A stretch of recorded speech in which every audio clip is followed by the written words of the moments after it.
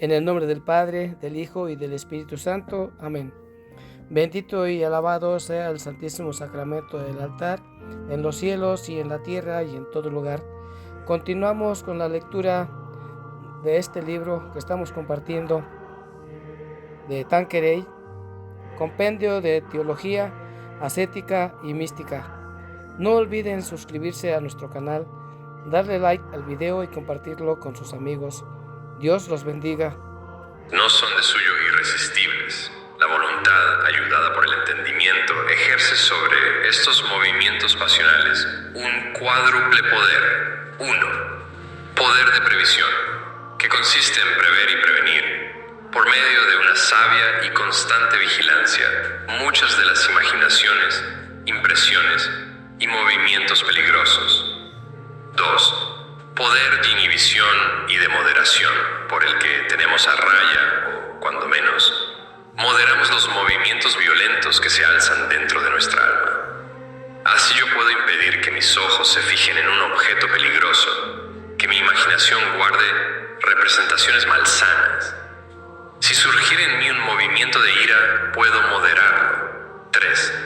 Poder de estimular, que excita e intensifica, por medio de la voluntad, los movimientos pasionales. 4. Poder de dirección, por el que dirigimos esos movimientos hacia el bien y, por ende, los apartamos del mal. Además de estas luchas intestinas, puede haber otras entre el alma y su Criador. Cierto que por la recta razón conocemos ser obligación nuestra, estar sometidos en todo a la voluntad del que es nuestro soberano dueño, pero esta obediencia nos cuesta mucho.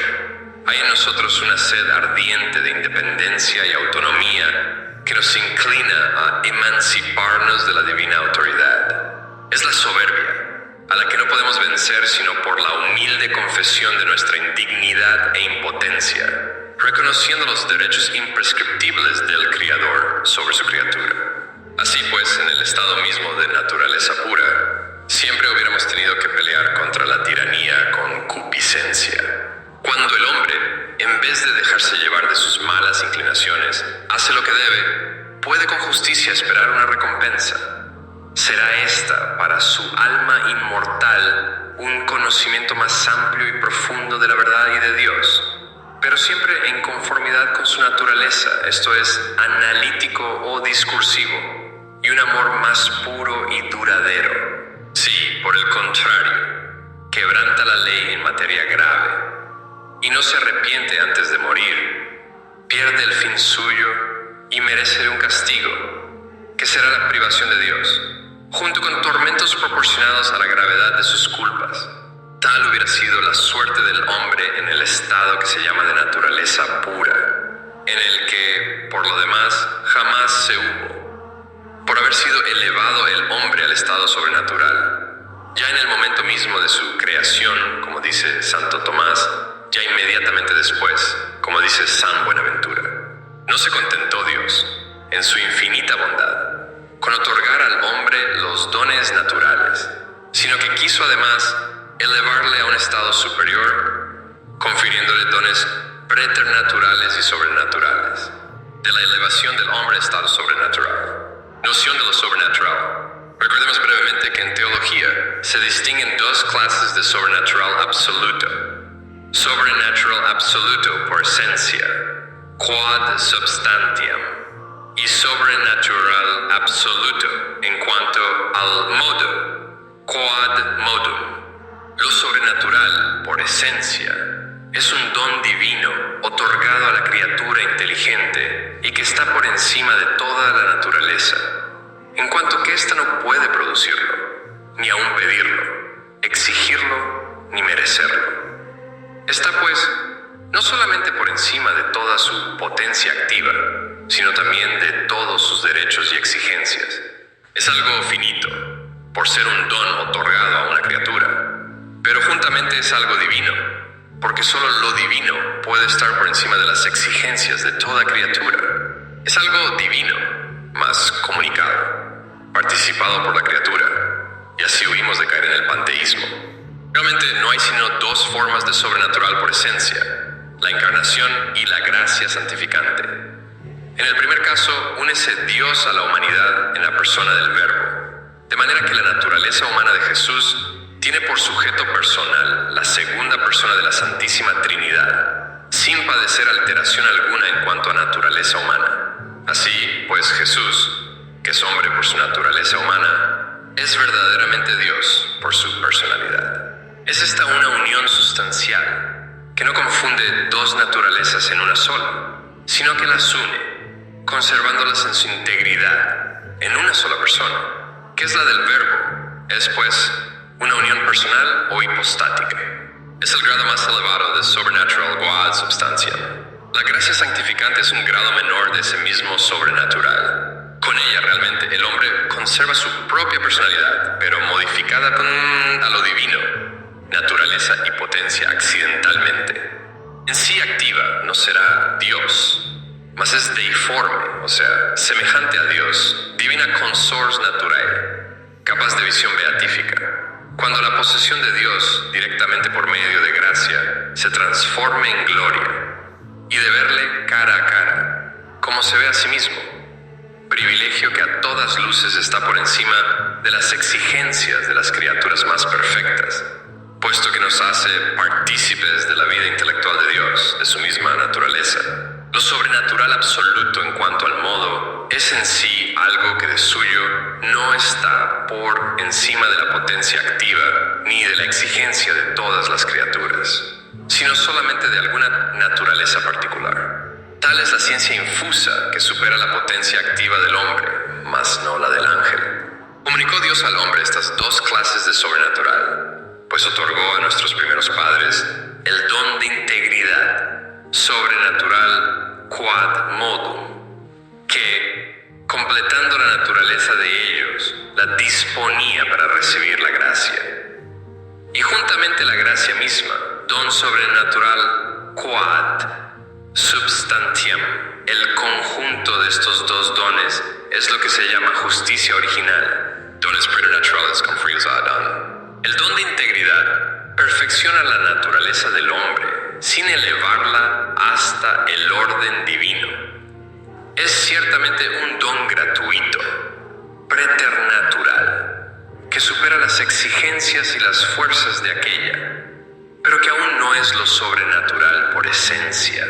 Encierra en sí tres sublimes privilegios que, sin mudar en el fondo la naturaleza humana, le dan una perfección a la cual no tenía derecho alguno, y que son la ciencia infusa, el dominio de las pasiones, estar libre de la concupiscencia y la inmortalidad del cuerpo. O sea, la ciencia infusa, no tenemos nosotros derecho a ella por nuestra naturaleza, porque es propia de los ángeles. La ciencia no podemos conseguirla sino progresiva y difícilmente, según las leyes psicológicas.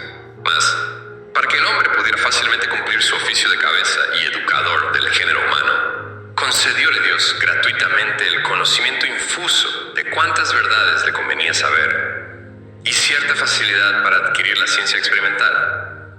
Acercábase así a los ángeles, el dominio de las pasiones, o el estar libre de la tiránica concupiscencia que hace tan difícil el ejercicio de la virtud.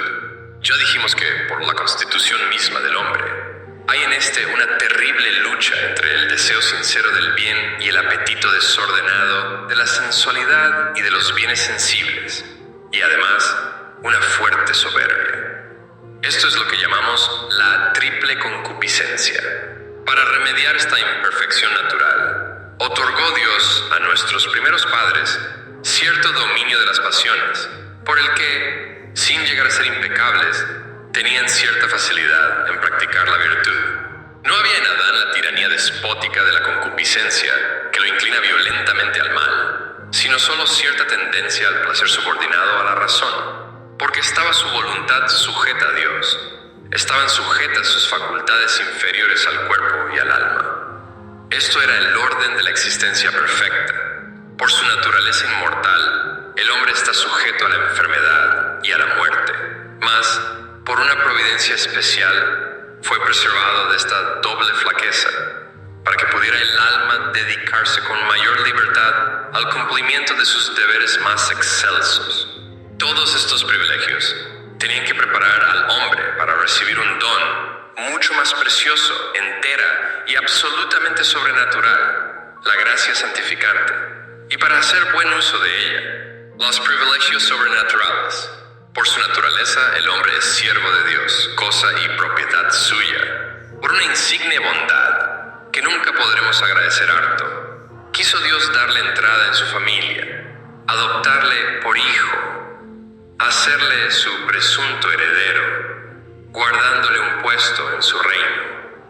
Y para que esta adopción no fuera una simple formalidad, le comunicó una participación de vida divina, una cualidad creada, es cierto, pero real, por la que podía disfrutar en la tierra de las lumbres de la fe, muy superiores a las de la razón, y poseer a Dios en el cielo por la visión beatífica y un amor proporcionado a la claridad de esta visión. Esta gracia habitual, que perfeccionaba y divinizaba, pudiéramos decir, la sustancia misma del alma, se juntaban virtudes infusas y dones del Espíritu Santo, que divinizaban las facultades de ella, y una gracia actual que ponía en movimiento todo el organismo sobrenatural, para que pudiera hacer obras sobrenaturales, deiformes y meritorias de vida eterna. Esta gracia es sustancialmente la misma que se nos da en la justificación, y por esto no decimos de ella ahora por menudo, sino que diremos más adelante cuando hablemos del hombre regenerado. Todos estos privilegios, menos la ciencia infusa, fueron dados a Adán, no como un bien personal, sino como un patrimonio de familia que había de pasar a toda su descendencia. Si él se mantuviera fiel a Dios, la caída y el castigo, la caída, aún dotado de todos estos privilegios, seguía el hombre siendo libre, y fue sometido a una prueba para que, con la ayuda de la gracia, pudiera merecer el cielo. Consistía esta prueba en el cumplimiento de las leyes divinas, y, en particular, de un precepto positivo sobreañadido a la ley natural, y que expresa el Génesis, bajo la forma de la prohibición de comer del fruto del árbol de la ciencia del bien y del mal. Cuenta la Escritura cómo el demonio, tomando la forma de la serpiente, se llegó a tentar a nuestros primeros padres, moviendo en su ánimo dudas acerca de la legitimidad de tal prohibición. Intentó persuadirles de que, lejos de morir, si comieran del fruto aquel, serían como dioses, sabiendo por sí mismos el bien y el mal, sin necesidad de acudir para ello a la ley divina. Eritis sicut dii, scientes bonum et malum. Tentación de soberbia era esta y de rebelión contra Dios. Rindióse a él el hombre y cometió nature es. Pablo, pero inspirado por la soberbia y seguido muy pronto de otros pecados. Era una falta grave, porque era un no querer someterse a la autoridad divina, una especie de negación de su dominio supremo y de su sabiduría infinita, que dispuso el mandamiento aquel como medio de probar la fidelidad del primer hombre. Pecado tanto más grave cuanto que nuestros primeros padres sabían la infinita liberalidad de Dios para con ellos, los derechos imprescriptibles de su Hacedor, la gravedad del precepto manifestada por la gravedad de la sanción con que se amenazaba, y que, no obrando con ímpetu en ellos las pasiones, tenían tiempo para considerar las consecuencias irreparables de su acto. Hasta aquí, hermanos, esta lectura de este hermoso libro. Dios los bendiga. Nos vemos en el próximo video. Gloria al Padre, al Hijo y al Espíritu Santo, como era en un principio, ahora y siempre, por los siglos de los siglos. Amén. Dios los bendiga. No olviden suscribirse a nuestro canal, darle like al video y compartirlo con sus amigos. Nos vemos en el próximo video.